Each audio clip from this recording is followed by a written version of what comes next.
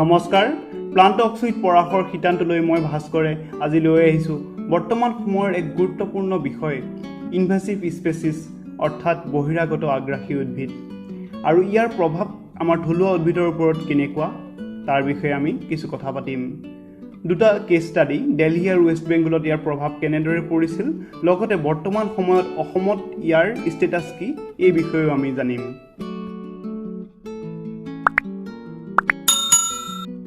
Invasive species বুলি ক'লে আমি বুজিম যে এইসমূহ উদ্ভিদ আমাৰ থলুৱা নহয়, অৰ্থাৎ ই অন্য দেশৰ পৰা আহি আমাৰ ইয়াত খোপনি পুতি আমাৰ ইয়াৰ মাটিৰ সাৰসমূহ নষ্ট কৰিছে, লগতে আমাৰ থলুৱা যি উদ্ভিদসমূহ তাৰ প্ৰতি ভাবুকি আনিছে। অকল সেয়াই নহয়, ই পৰিৱেশৰ লগতে আমাৰ দেশৰ ইকনমিকো যথেষ্ট ক্ষতিসাধন কৰে। ক্লাইমেট চেঞ্জৰ এক অন্যতম কাৰক বুলিও আপুনি এইসমূহ উদ্ভিদক ক'ব পাৰে। বেছিভাগ এনেধৰণৰ উদ্ভিদেই নৰ্থ আমেৰিকা বা ছাউথ আমেৰিকাৰ পৰা অহা। তেনে কিছুমান উদ্ভিদ চাওঁ আহকচোন। লেণ্টেনা কেমেৰা, যাক অসমীয়াত গেন্ধালী ফুল বুলিও কয়, শিপাৰ পৰা এনে কিছুমান কেমিকেল এৰে যিয়ে তাৰ আশে পাশে থকা থলুৱা উদ্ভিদসমূহক মাৰি পেলায়। ক্ৰমেলিয়ানা নামৰ এই আগ্ৰাসী উদ্ভিদজোপাক অসম পাচা বুলিও জনা যায়। এণ্টিগনন বা কৰেল ভাইন বুলি কোৱা এই উদ্ভিদজোপা দেখিবলৈ খুবেই সুন্দৰ আৰু বহুতে ইয়াক সজাবৰ কাৰণে ব্যৱহাৰ কৰে যদিও ই আমাৰ থলুৱা উদ্ভিদ নহয়। টেৰৰ অফ বেংগল অৰ্থাৎ ৱেষ্ট বেংগলত সন্ত্ৰাসৰ সৃষ্টি কৰা এই উদ্ভিদজোপা হ'ল পানী মেটেকা, যাক ইংৰাজীত ৱাটাৰ হাইচিন্থ বুলিও কোৱা হয়। ইয়াৰ উৎস হ'ল এমেজন নদী আৰু ই ইমানেই দ্ৰুতগতিত বৃদ্ধি হয় যে ই জলাশয়সমূহৰ সম্পূৰ্ণ ওপৰভাগ ছানি ধৰে, লগতে মাছৰ প্ৰধান খাদ্য শেলাইসমূহৰ গ্ৰথত বাধা দিয়ে। ই পানীৰ অক্সিজেন লেভেল ইমানেই বেছি কমাই দিয়ে যে জলজ প্ৰাণীসমূহ মৃত্যুমুখত পৰে। এটা সময়ত ইয়াৰ বাবে ৱেষ্ট বেংগলত লাখ লাখ মাছ মৰি গৈছিল, সেইবাবে ইয়াক বেংগলত সন্ত্ৰাস সৃষ্টিকাৰী উদ্ভিদ বুলি জনা যায়। এতিয়া আমি দিল্লীৰ কথালৈ আহোঁ। দিল্লীৰ 80% ভেজিটেশ্যন প্ৰচপিছ জুলিফ্ল'ৰা বা বিলাতী কিকৰ বা বিলাতী বাবুল হিচাপে জনপ্ৰিয় এই উদ্ভিদজোপাই কভাৰ কৰে। এই উদ্ভিদজোপাৰ ফলত থলুৱা গছ বনসমূহ দিল্লীৰ পৰা নাইকিয়া হৈ গ'ল আৰু ইয়াৰ বাবেই দিল্লী গভৰ্ণমেণ্টে এই গছজোপা বৰ্তমান উঠাই পেলাবৰ বাবে আঁচনি প্ৰস্তুত কৰিছে আৰু এইসমূহক আঁতৰাই থলুৱা উদ্ভিদসমূহক আকৌ ৰোপণ কৰাৰ ব্যৱস্থা কৰিছে। এই গছজোপা ছাউথ আৰু চেণ্ট্ৰেল আমেৰিকাৰ গছ হয় আৰু ইয়াক ব্ৰিটিছসকলে তাৰ কাঠৰ বাবে ভাৰতত ৰোপণ কৰিছিলে। এই গছজোপাৰ শিপাৰ পৰা এনে ধৰণৰ কেমিকেল কিছুমান ওলায় যিয়ে তাৰ আশে পাশে অন্য গছ গজিবলৈ নিদিয়ে, লগতে ইয়াৰ গছৰ পাতবোৰ মাটিত পৰিলে সহজতে পচি নাযায়।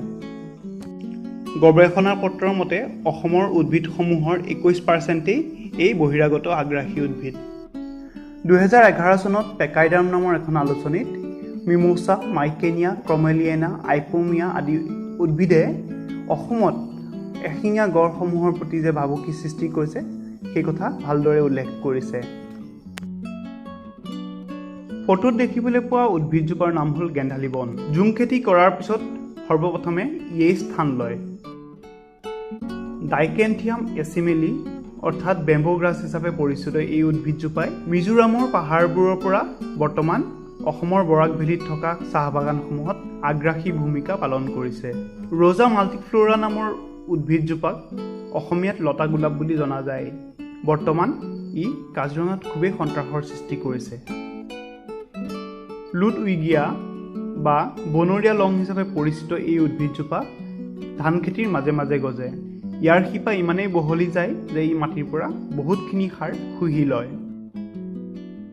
পাৰ্থেনিয়াম, যাক কেৰট গ্ৰাছ বা কংগ্ৰেছ গ্ৰাছ হিচাপেও জনা যায়, গুৱাহাটীত 1980 চনৰ আশে পাশে ই খোপনি পুতিছিল। তাৰপিছত ই অসমত ইমানেই বিয়পিলে যে ই 94টা লোকেল স্পেচিছ ৰিপ্লেচ কৰি দিলে আৰু বৰ্তমান ইয়াক যদি আপুনি চাই ঘৰৰ আশে পাশে নিশ্চয় পাব। এই উদ্ভিদজোপাৰ উৎস আমেৰিকা হয় যদিও ই বৰ্তমান অসমত ভালদৰে খোপনি পুতিছে। পবিতৰা নেশ্যনেল পাৰ্কত ই ইমানেই দ্ৰুতগতিত বৃদ্ধি পাইছে যে তাৰ লোকেল যোনবিলাক প্লাণ্টছ সেইবিলাকক ই বেছিভাগেই ৰিপ্লেচ কৰি পেলাইছে। ইয়াৰ পিছতেই নীলাজী বন হিচাপে পৰিচিত উদ্ভিদজোপাৰ কথালৈ আহোঁ। 2000 চনত কাজিৰঙা নেশ্যনেল পাৰ্কত আৰু ওৰাং নেশ্যনেল পাৰ্কত ই খুবেই সন্ত্ৰাসৰ সৃষ্টি কৰিছিল। এই উদ্ভিদজোপাই আগচি ধৰাৰ লগে লগে গড়সমূহৰ খাদ্য কমি যায় আৰু গড়সমূহ খাদ্যৰ সন্ধানত নেশ্যনেল পাৰ্কৰ পৰা বাহিৰলৈ ওলাই আহে, যাৰ ফলত চোৰাং চিকাৰীবোৰে এই নিৰীহ প্ৰাণীটোক হত্যা কৰিবৰ সুবিধা পায়। পানী বতৰা বা পানী কলমৌ হিচাপে পৰিচিত এই উদ্ভিদজোপা আপুনি নিশ্চয় দেখিছে। পানী মেটেকাৰ পিছত ইয়ে one of the most aggressive বা ইনভেচিভ হিচাপে কাম কৰে। এই উদ্ভিদে প্ৰাকৃতিকভাৱে পানী বৈ যোৱাত বাধা দিয়ে। মাইকেনিয়া মাইক্ৰান্থা বা জাপানী লতা হিচাপে পৰিচিত এইজোপা উদ্ভিদে এবাৰতেই 40,000 গুটি প্ৰডিউচ কৰে আৰু ই সম্পূৰ্ণ অৰণ্যখনেই আৱৰি ধৰে। ই ওৰাং নেশ্যনেল পাৰ্কৰ গড়বোৰৰ ওপৰতো প্ৰভাৱ পেলাইছিল।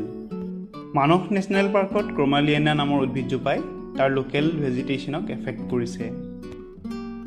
এই উদ্ভিদসমূহৰ উপৰিও গন্ধুৱা বন, মাটি কান্দুৰি, মেডেলুৱা, বিহলঙনি, জাৰ্মান হাবি, দতুৰা, কেৰাজ বন আদি উল্লেখযোগ্য ইনভেচিভ প্লাণ্ট হয়। এইসমূহৰ মেডিচিনেল ইম্পৰ্টেঞ্চ যথেষ্ট আছে যদিও ইয়াৰ কণ্ট্ৰল কৰাটো খুবেই প্ৰয়োজন। আপোনালোক হয়তো কোৱাৰেণ্টাইন শব্দটোৰ সৈতে অভ্যস্ত হৈ পৰিছে, কিন্তু প্লাণ্টৰো যে কোৱাৰেণ্টাইন বুলি বস্তু এটা আছে আপোনালোকে জানেনে? বিদেশৰ পৰা অহা খাদ্য সামগ্ৰীকে প্ৰমুখ্য কৰি অন্য বস্তুসমূহতো ইণ্টাৰনেশ্যনেল এয়াৰপৰ্ট বা জাহাজ বন্দৰ আদিত পৰীক্ষা কৰা হয়, যাতে এনেধৰণৰ ইনভেচিভ প্লাণ্টছ আহিব নোৱাৰে বা গুটি বা কাগজ আদিও এই খাদ্যসমূহৰ লগত যাতে নাহে তাৰ প্ৰতি লক্ষ্য ৰখা হয়। এই উদ্ভিদসমূহে আগ্ৰাসী ভূমিকা পালন কৰিলেও ইয়াৰ বহুতো মেডিচিনেল ইম্পৰ্টেঞ্চ থাকে। পানী মেটেকাৰ পৰা ঢাৰি বা বেগসমূহ বনাব পৰা যায়। কাৰ্বি আংলঙত পলু পোহাসকলে মাইকেনিয়া নামৰ উদ্ভিদজোপাক এৰী পলুৰ খাদ্য হিচাপে ব্যৱহাৰ কৰিবলৈ লৈছে। ক্ৰমলিয়ানা নামৰ উদ্ভিদজোপাৰ পৰা চিয়াহী প্ৰস্তুত কৰিব পৰা যায়। লেণ্টেনা বা গেন্ধালী বনক ফাৰ্ণিচাৰ বনাওঁতে ব্যৱহাৰ কৰা হয়। এনেধৰণৰ প্ৰয়োগে এই উদ্ভিদসমূহৰ অত্যাধিক মাত্ৰাত বৃদ্ধি পোৱাত বাধা প্ৰদান কৰিব আৰু আমি ইয়াক এনেকৈ কণ্ট্ৰল কৰিব পাৰিম।